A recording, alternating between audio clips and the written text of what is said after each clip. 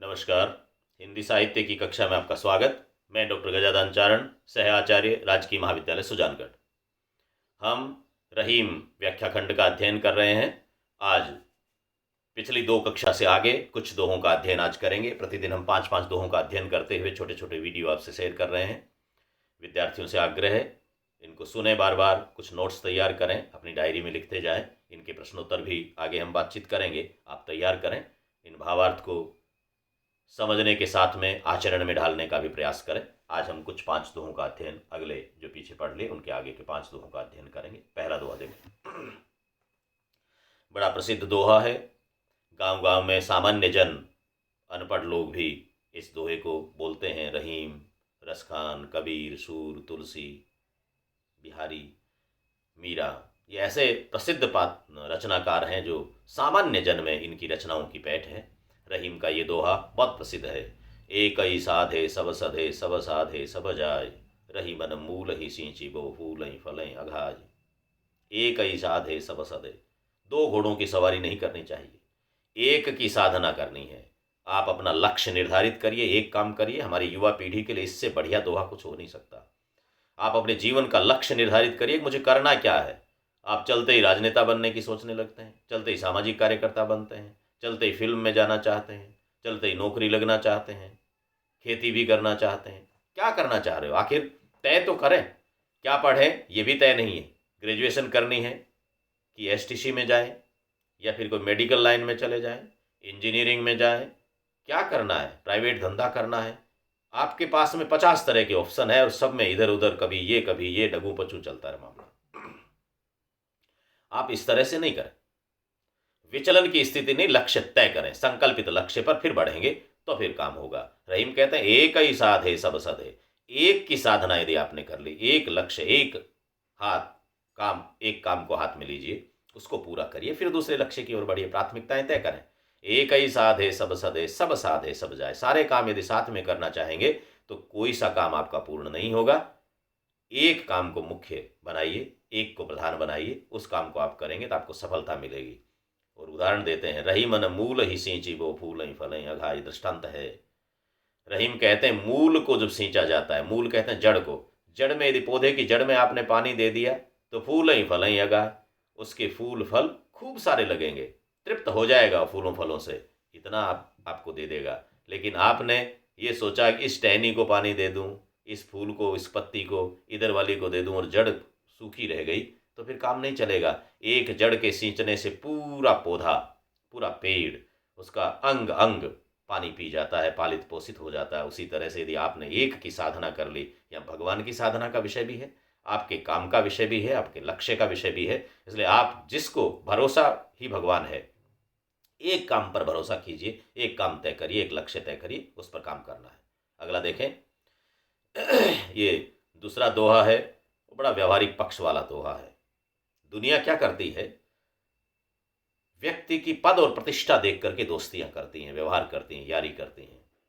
रहीम ऐसे स्वार्थ पूरित लोगों को तमाचा मारते हुए कहते हैं, ए रहीम दर दर फिरही मांगी मधुकरी खाए, यारों यारी छाड़िए वे रहीम अब नाही।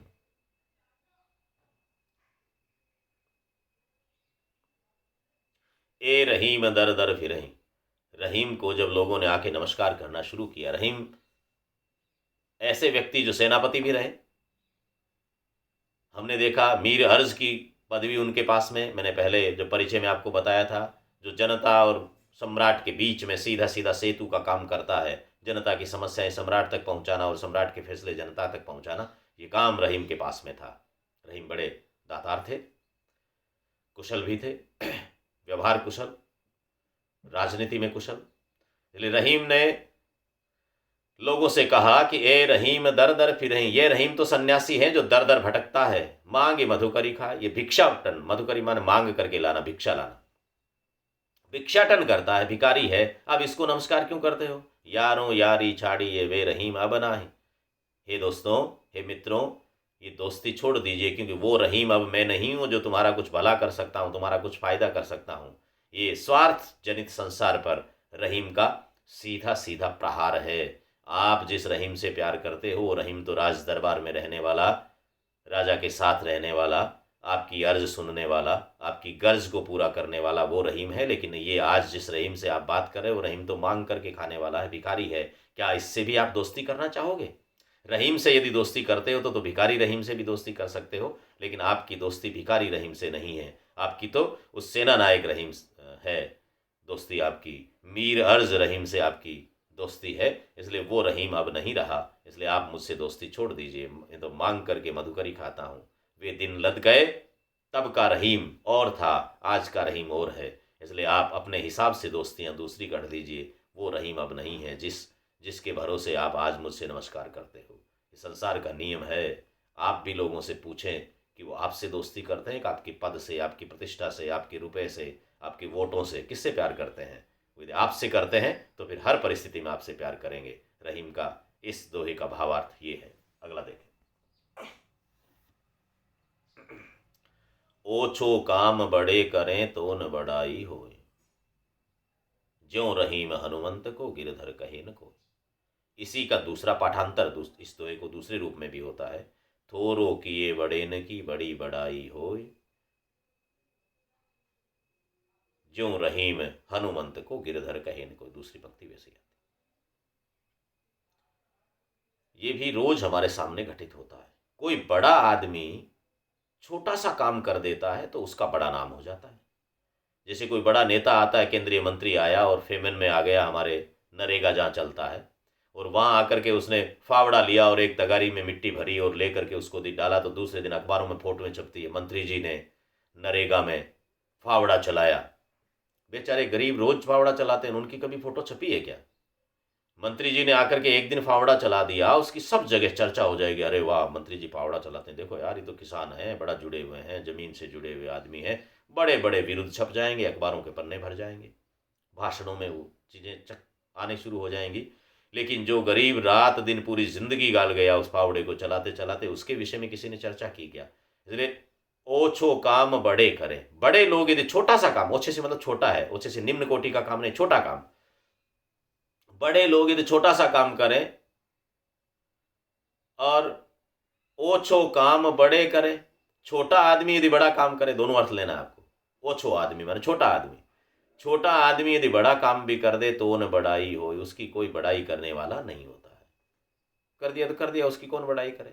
आप भले ही जा करके, आपकी औकात 3 रुपए की है और आप 13 रुपए दान करके आ जाओ, आपकी कौन सी बड़ाई होने वाली है? क्योंकि 13 भी कोई गिनती में नहीं आएगा। चूहा मर जाए तो भी उसके चमड़े से ढोल तो बना नहीं, तो क्या होगा? उसकी कौन बड़ाई करने वाला है? इसलिए ओछो काम बड़े करें, छोटा व्यक्ति बड़ा काम भी करे तो उसकी बड़ाई नहीं होती है। और नीचे उदाहरण है, सीधा सीधा पौराणिक उदाहरण देते हैं रहीम जी। ज्यों रहीम हनुमंत को गिरधर कहे न को। गिरधर नाम किसका आप और हम सब जानते हैं। भगवान कृष्ण को गिरधर कहते हैं। और गिरधर क्यों कहते हैं? क्योंकि उन्होंने ब्रज की रक्षा करने के लिए गोवर्धन पर्वत को अपनी अंगुली पे उठाया था। अब दूसरे किसी और पात्र ने भी पर्वत को उठाया है, वो है हनुमान जी। भगवान कृष्ण ने तो ब्रज में खड़े खड़े गोवर्धन पर्वत को अपनी अंगुली पे उठाया और छत्ता बना लिया। ब्रज के सारे लोग उसके नीचे रहे, इंद्र भगवान के कोप से ब्रज को बचा लिया। ये काम कृष्ण ने किया। उनको तो गिरधर कह दिया, यानी पहाड़ को उठाने वाले गिरि नाम पर्वत का ही तो है, उनका नाम तो गिरधर हो गया। और बेचारे हनुमान जी, जो उनसे पहले, कृष्ण तो बाद में हुए, राम का काल पहले हो गया, जो हनुमान जी कृष्ण से पहले युग में पैदा हुए, पहाड़ को उठाया मात्र नहीं, कहाँ जाकर के कहाँ से संजीवनी लाने गए थे, कहाँ लंका में लक्ष्मण की मूर्छा तोड़ने के लिए उस पहाड़ को उठाया और उड़ते हुए आ गए। उस पहाड़ को उठा करके लेके आए, उड़ करके इतनी दूर आए, संजीवनी दी सुखेन वेद को, और फिर वापस वहीं जा करके छोड़ करके आए। इतनी दूर तक उड़ करके पहाड़ को उठा के लाने वाले हनुमान को किसी ने गिरधर कहा क्या? क्योंकि हनुमान छोटा था। कृष्ण राजा है, हनुमान सेवक है। आप इस रूप में समझे, सेवक ने बड़ा काम भी कर दिया तो उसको कोई विरुद्ध बड़ी पदवी मिलने वाली नहीं है। कृष्ण राजा थे, राजपुत्र थे, इसलिए राजा के कुमार ने, राजकुमार ने वो काम किया तो कृष्ण को गिरधर कहने लग गए। इसी तरह से आप और हम यदि हमारी औकात से, हमारी हैसियत से बड़े काम भी कर देंगे तो हमारी बड़ाई नहीं होगी। ये रहीम व्यवहारिक पक्ष हमें समझा रहे हैं कि आपको उदास नहीं होना है। आपने काम किया, जनता आपको याद रखेगी। लेकिन आपको पदवियां नहीं मिलेंगी, पदवी तो राजाओं को मिलेंगी। आप हताश नहीं हो जाएं कि मैं तो रोज ये काम कर रहा हूँ और कल मंत्री जी आए, उन्होंने एक दिन के लिए छोटा सा काम किया, उनकी तो वाहवाही हो रही है, मेरी तो कभी चर्चा ही नहीं हुई। ऐसा होता है, यही इस संसार की रीति नीति है।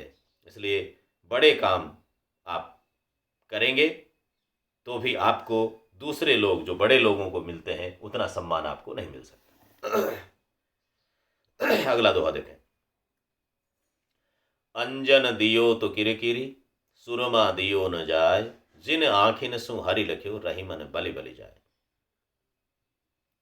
अंजन और सुरमा ये दोनों आंख में डालने के लिए सौंदर्य प्रसाधन है, आंखों की सुंदरता बढ़ती है, काजल। जिन आँखिन सु हरि लख्यो, रही मन बलि बलि जाए। रहीम जी कहते हैं कि अंजन और सुरमा मेरे लिए तो व्यर्थ हैं, क्योंकि मेरी आंखों ने भगवान को देखा। जिन आँखिन सु हरि लख्यो, मैंने इन आंखों से भगवान को देख लिया, और भगवान को जब देखा तो ईश्वर को इसमें बसा लिया इन आंखों में। अब मैं ऊपर यदि काजल डालूं तो मुझे भगवान को देखने में किरकिरी महसूस होती है। किरकिरी, ऊपर ऊपर कुछ कुछ आ जाए, किरकिरी उसको कहते हैं। मुंह में दाने दाने से आने लगे उसको किरकर कहते हैं। तो वो भगवान जब आंखों के भीतर बैठे हुए हैं तो ऊपर यदि अंजन डालता हूं तो मुझे अच्छा नहीं लगता। अंजन वैसे आंखों की शोभा बढ़ाने वाला है, लेकिन रहीम कहते हैं मेरे लिए तो भगवान के और मेरे बीच में आ गया ऊपर। तो अंजन दियो तो किरकिरी, मुझे वो किरकिरा लगता है, अच्छा नहीं लगता। सुरमा दियो न जाए, सुरमा ये श्लेष बनता है, तोड़ेंगे तो सुरमा और सुरमा दोनों अलग अलग हो जाएंगे। सुरमा तो रमना माने अंदर बैठना, तो भगवान बैठ गए तो दूसरा क्या कौन बैठेगा। सुरमा माने रमने वाला, तो और कोई उसमें रम नहीं सकता। मेरी आंखों में तो भगवान कृष्ण की छवि विराजमान हो गई, इसलिए सुरमा दियो न जाए, और किसी को रमाया ही नहीं जा सकता। यानी सुरमा भी मैं कैसे लगाऊं, रही मन बलि बलि जाए। इन आंखों के भीतर तो भगवान विराजमान है और रहीम उस पर बार बार न्योछावर होता है। इसलिए अंजन और सुरमा जैसे सौंदर्य प्रसाधन मेरी आंखों के लिए बेकार है। अन्वय से अर्थ ये है कि जिसको जो अच्छा लग जाए वो उसकी आंखों में बसता है, इसलिए उसे आंखों के लिए बाहरी सौंदर्य की आवश्यकता नहीं होती, मन के भीतर बसाने की आवश्यकता है। जो आपका प्रिय है वो आंखों में बसता है, वो सौंदर्य की अभिलाषा कभी रखता ही नहीं है और वो उसका दास भी नहीं। एक और पढ़ लें। अंडन बोड़ रहीम कही देख सचिक्कन पान, हस्ति ढक्का कुल्हड़िन सहेत तरवर आन। अंडन बोड़ रहीम कही, अंड कहते हैं इरंडी को। इरंडी का पौधा छोटे लोगों का प्रतीक है। इरंडी होता है निरस्त पाद पौधे से इरंडो अपिद्रुमायते, संस्कृत में लिखा। जहां पर पेड़ पौधे नहीं होते हैं वहां पर इरंडी का पेड़ भी पेड़ माना जाता है। अंधों में काना राजा, तो जहाँ पेड़ पौधे हैं ही नहीं वहाँ पर इरंडी को लोग मानते हैं, अरे वाह सही, ये पेड़ तो यही होता है, जैसे इसी को माना जाए। अहंकारी हो जाता है। छोटे लोग थोड़ी सी संपत्ति पर अहंकार करना शुरू कर देते हैं। अरंडी के पौधे में कुछ चिकने पत्ते दिखे और गर्व करना शुरू कर दिया। अरंडी का पौधा बड़ा गर्वित हो गया। रहीम जी ने अन्वय से, अन्योक्ति के माध्यम से एक इरंडी के पौधे का माध्यम लेकर के, उसके चिकने पत्तों का माध्यम लेकर के उन अहंकारी और घमंडी लोगों पर वार किया। उन लोगों को कहा जो थोड़ा सा कुछ प्राप्त करते ही मैं करना शुरू करते हैं, अपना बखान करते घूमते हैं, अहंकार में घमंड में चूर हो जाते हैं, उन लोगों को कहा। और संबोधन किसको किया है? हाथी को। हाथी के ढक्के पेड़ पौधे होते हैं, वहां आकर के हाथी खुजली करते हैं। हाथी को जब खुजली चलती है तो बड़े बड़े पेड़ों से आकर के खुजली करता है, क्योंकि हाथी की खुजली भी छोटे मोटे लोगों से तो होती नहीं, छोटी मोटी चीज से हो नहीं सकती, इसलिए बड़ा पेड़ देखता है। और हाथी जब जोर लगा के खुजली करता है तो बड़े बड़े पेड़ टूट जाते हैं। अब चूंकि उसको रगड़ नहीं लग जाए, इसलिए चिकने पत्तों वाले पौधे को आकर के, पेड़ को आकर के देखता है, चिकने पत्ते होते हैं, उसी पेड़ को आके खाता है, उसी पर रगड़ लगा करके अपनी खुजली मिटाता है। तो रहीम कहते हैं अंडन बोड़ रहीम कही देख सचिक्कन पान। ये चिकने पत्ते देख करके इस इरंडी से अपनी खुजली मत करना। हस्ती ढक्का कुल्हड़ी न सहेते तरवर आन। हे हाथी, तेरे ढक्कों को और तुम्हारी रगड़ को, कुल्हड़ी माने बार बार रगड़ना, तुम्हारी बार बार की रगड़ को, तुम्हारे धक्कों को, तुम्हारे आघात को सहन करें, वो तरवर दूसरे होते हैं। ये एरंडी का पौधा है, थोड़े से चिकने पत्ते हैं, इस पर गर्वित होकर के खड़ा है, तो इसके भ्रम में मत आना। ये जंगली पौधा है, फलदार वो छाया वाले मजबूत पौधे दूसरे हैं, वो पेड़ दूसरे हैं, वो तुम्हारे लिए काम के हैं। यहाँ पर इस तरह के अहंकारी लोग, छोटी बुद्धि वाले लोग, ये तुम्हारे काम नहीं आ सकते, यानी बड़ी गर्ज को वो पूर्ण नहीं कर सकते। हाथी का पेट भर जाए, इतने चिकने पत्ते हों, पहले तो हाथी उनसे अपना पेट भर ले और फिर अपनी रगड़ भी कर ले, अपनी खुजली भी मिटा ले। उनके तने से, उतने मोटे तने से तो मजबूती भी हो और पास में पुदीना भी हो, दोनों चीज वाला तो वो है नहीं। ये एरंडी का छोटा सा पौधा है, न तो इसकी जड़ इतनी मजबूत है, न इसके पास में इतने चिकने पत्ते हैं कि तू खा सके, अपना पेट भर सके। इसलिए ये हाथी वो दूसरे होते हैं। तो ये आज के लिए इतना ही। अगली कक्षा में फिर 5 दोहे पढ़ेंगे। रहीम का ये पाठ यहीं पर हम संपन्न करते हैं।